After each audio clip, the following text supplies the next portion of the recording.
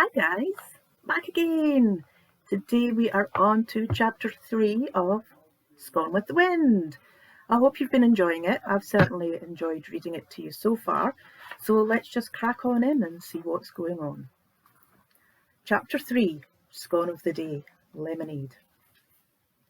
By the time Friday rolled round, I was back to my old self and had almost put Malcolm's death behind me, ready to have a fun weekend with my friends. The boys were going to be here, but both had exams coming up and had to study, so they had encouraged me to have a night out. I'd started our afternoon clean-up when the bell tinged to announce a customer's arrival.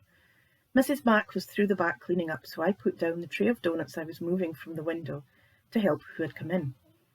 "Hi, are you Kitty Armstrong?" I was surprised by the question.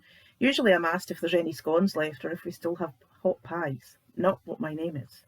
"Yes, I am." "And you love a caramel slice, haggis sausage roll and cheese scones?" The man appeared confused. "I've never had a haggis sausage roll, but the others are my favourite things from a baker's." "How did you know that?" I could hear Mrs. Mac chuckling in the prep area behind the shop front. "It's a gift. And you'll love the haggis sausage rolls." "I'm sorry, I hijacked the conversation. It's a bad habit of mine. What were you about to say?" Yes, you did, but in a very interesting way. I'm Malcolm Mackenzie's nephew, David. I wanted to pass on my thanks that you went out of your way to help my uncle. If it weren't for you, he might not have been found for a while. I'm sorry you found him, but I'm glad you cared enough to check on him," he said, putting out a hand to give mine a shake. I took the hand he offered and shook it, noticing its roughness and grip, then considered the man himself.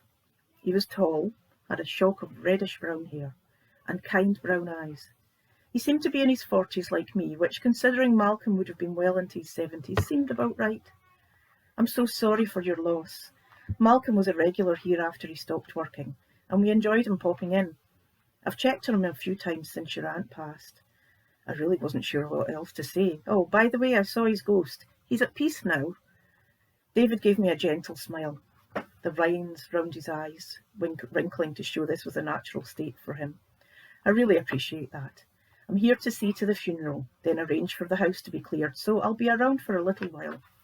He used to rave about the new food you had introduced to the bakery. He loved the haggis sausage rolls. They were a new speciality that I brought into the shop, and I know that you will love them too. Would you like to try one? Haggis wasn't everybody's cup of tea, but if you enjoyed it, my haggis rolls were delicious. "Sounds amazing, thanks." I got the tongs and took one out of the warmer that we kept the hot goods in and popped it in a bag for him. "It's on the house," I said as he put his hand in his pocket to get change. "Thanks very much. I'll see it later. I'll eat it later. I'm staying in their house. It seems really strange to be there without either of them.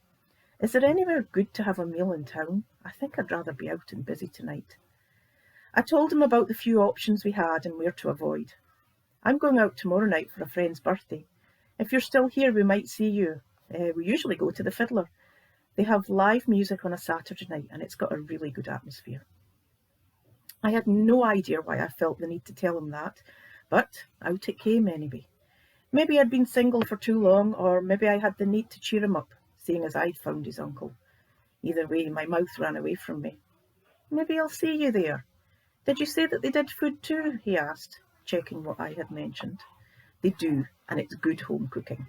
You won't be disappointed." He smiled at me. "I hope the company will be as good as the food. Bye for now." I gave him a small wave and a smile and returned to my doughnuts to hide my blush. Had he flirted with me? I was so out of practice with dating that I had no clue. Thankfully, someone with a keen eye, who did know a thing or two about men and dating, had been watching. "He was giving you the eye," Mrs. Mac said, scaring me so much I nearly dropped the tray I was holding. "How long were you standing there?" I demanded. "Long enough to see some sparks. Make sure you speak to him tomorrow if you see him. You two are meant to do something together. I can feel it in my water."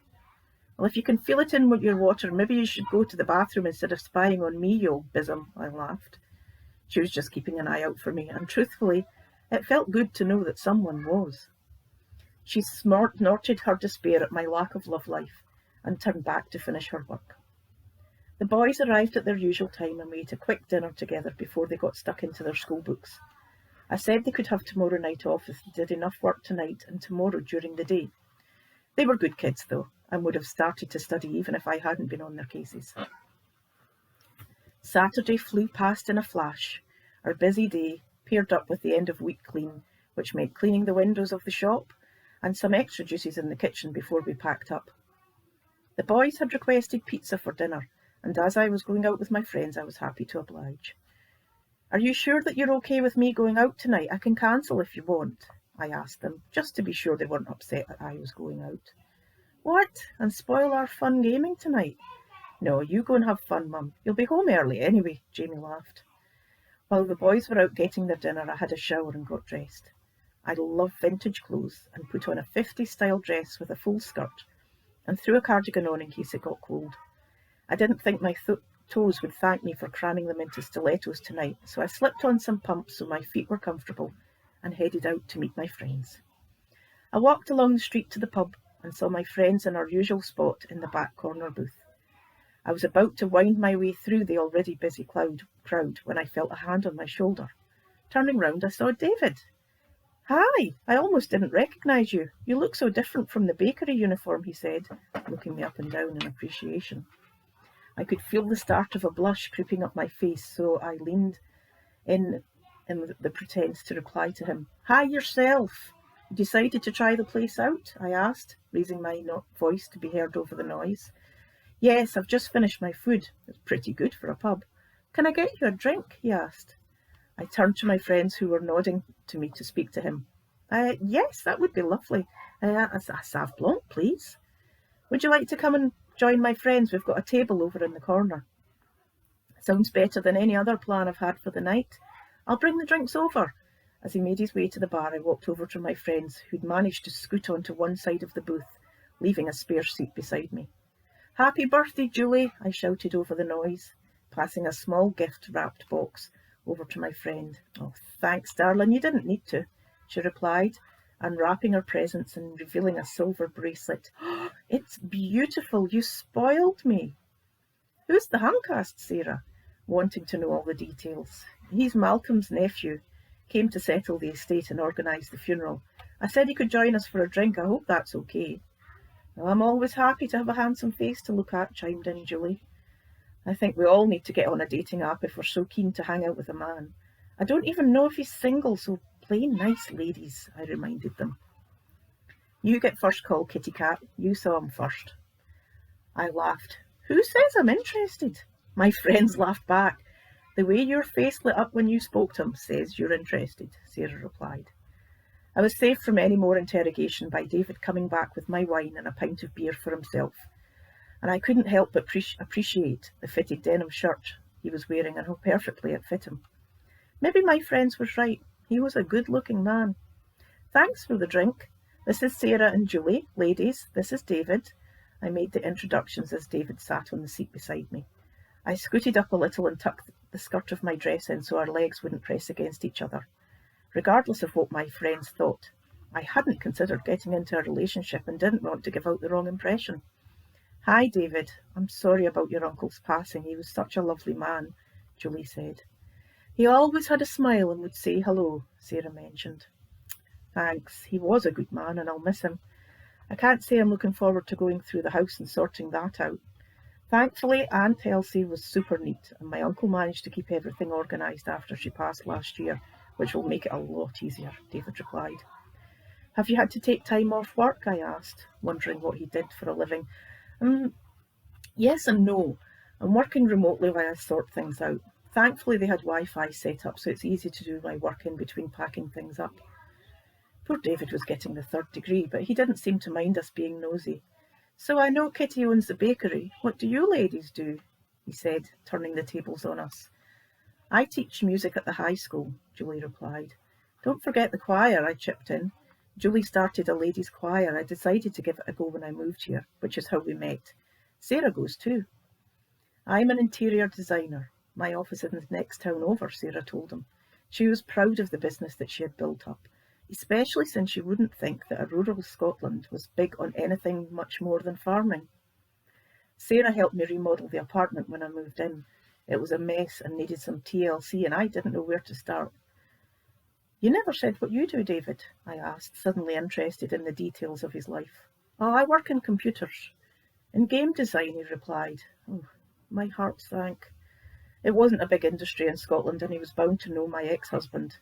You'll probably know Kitty's ex then, Stephen Baird, Sarah said, not having seen the disappointment on my face.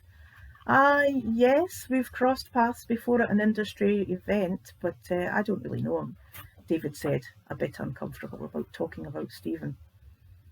I'm sure you know him well enough. He's not the easiest of people to get on with. David's eyes opened wide. Well, you said it first. He's a great developer, but not much of a people person. You can say that again. He gave Kitty divorce papers on their 20th wedding anniversary. David sat there stunned. Seriously? My estimation of him has dropped even further in that case. Anyway, I think it's time for another round. If you're going to stay for a few drinks, why don't we put in some cash each? Julie suggested, giving David the all clear to hang out with us. Sounds like a good plan, I said, and started out by putting money in an empty glass. Just then the band started up and we all moved to the function room of the pub to listen to them. The night was one of the best I'd had in a while. We drank and laughed, and I even got up to dance. I'd been up since 5 a.m, and by the time the band were finishing their set, I was ready for bed. The other girls said that they were going to stay a while longer, but David said he was ready to leave too. After getting encouraging signs from Julie and Sarah, we said good night and headed through the crowd to the exit in some fresh air. That was the best night out I've had in ages. Thanks for letting me hang out with you and your friends, David said as we walked along the street. Yeah, we know how to party. I mean, going home at 10:30? Woo! I laughed. I'm starving. Do you want to get some food? Is anything open at this time? The Chinese place is. Let's walk up there. My treat. We walked up to the takeaway and put in our orders, chatting away as we waited. I can't believe you were married to Stephen. What a small world, David said. I can't believe I was married to Stephen, I agreed. He used to be such a great guy. We started the business out of uni. I worked and helped support him while he built it up. Once the kids came along, the business was well established, so I took a back seat and took care of them, but he became more distant. Truthfully, I should thank him for the divorce. Things had gone downhill for a while, and it was probably for the best. I wasn't sure why I felt so comfortable in his company, but being with David was easy in a way it never was with Stephen. We shared the same sense of humour and had been laughing all night. We made our way up to my apartment and found the boys involved in a very heavy gaming night. They turned around They turned around when they saw me come in, and their mouths dropped open at seeing David. Hi boys, this is my friend David. We won't bother you. We're just having some food in the kitchen, I said, thinking they were surprised at me bringing a man to the place. They paused their games and stood up. David Mackenzie? No way, Jason said, coming over to shake his hands. David's cheeks flushed at the sudden adoration. Good to meet you. Jamie jumped up too. Can we take a photo with you, he said, getting his phone out and giving it to me. I thought I was missing something, but obliged with taking photos before I insisted the boys leave David alone and go back to their game. What was that all about, I asked, wondering where the fanboy stuff had suddenly came from. Well, it's a bit embarrassing, but they are playing one of my games. David laughed to cover his awkwardness. Oh, of course, Mr. Big Shot game developer. Well, get yourself through here and have something to eat. I'd forgotten that teenage boys would know exactly who he was, especially as their dad was also in the industry. You aren't fazed by the fact that your kids know who I am? No. I don't care what you do for a living. I'm more interested in what kind of person you are. So far you seem okay, I teased. Just okay? I'll take that for a start. We sat at the table and I dished up food, surprised at how hungry I was. I got a bottle of wine out of the fridge and asked if he wanted a drink. Why not? It's my day off tomorrow. I can sleep it off. We sat and drank a couple more glasses of wine before the boys insisted that David join in the game. I've got an unfair advantage. I designed it, David said, trying to wiggle out of playing. Yes, but you've also been drinking and these boys are pretty good. You'll need to bring your A game, I laughed, interested to see how he would do playing against them. Okay, but don't complain if I kick your butts. They played for about 20 minutes and the boys were ecstatic. I sat and smiled while I finished my wine, thinking that their own dad never bothered to do this kind of thing with them. David was earning some serious brownie points with me for doing this. After a while, David told the boys that he had to go home, and amid sighs and begging him to stay longer, I stepped in. David's going to be here for a while. You might be lucky to see him again, but not if you pester the poor man. The boys nodded and Jason got up to shake David's hand again. Thanks for playing with us. My friends at school will be so jealous. I walked David downstairs to the front door and stood in the doorway while he put his coat on. Thanks for a great night, Kitty. You gave up your girls' night to entertain me and I really appreciate that. It was a pleasure, you know. We go out pretty regularly, and we go to the choir too. I'm not some old maid ready to put her feet up and declare my social life dead just yet. Well, even so, thanks for making me welcome. It will make the next few weeks of getting the house organised a bit easier to bear, he said, and surprised me by giving me a gentle hug and a very chaste kiss on the cheek. It'd been a long time since I'd been physically close to a man other than my husband, and I'd forgotten how good it was to have strong arms round you and breathe in the smell of an unfamiliar manly fragrance. He stepped back and released me before it became awkward and said good night. I stood there and watched him walk off before closing the door and locking up for the night. Well, well, well. Kitty might have a new man in her life. How about that? You're going to have to tune in next time to see what's going on and see what's happening with Malcolm and Mrs. Mac too. Speak to you soon, friends. Bye.